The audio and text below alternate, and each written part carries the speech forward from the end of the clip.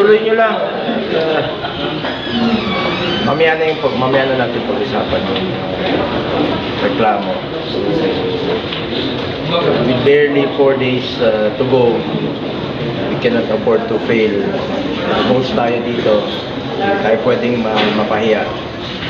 Yun lang sinabi niya, sabihin mo sa kanila, tuloy lang nila, dapat nilang gawin. Magtulungan lang sila, magkaisa po sila. And he even mentioned na, I suggested to him na bigyan po ng awards or incentives po yung mga athletes natin.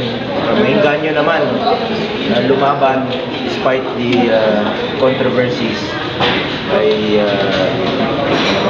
i-boost natin ang kanilang moral para manalo tayo.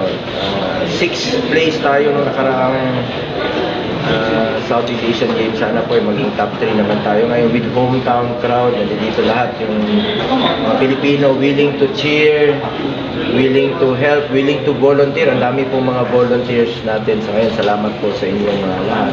Ako po ay nakikiusap na lang, magkaisa na lang po tayo.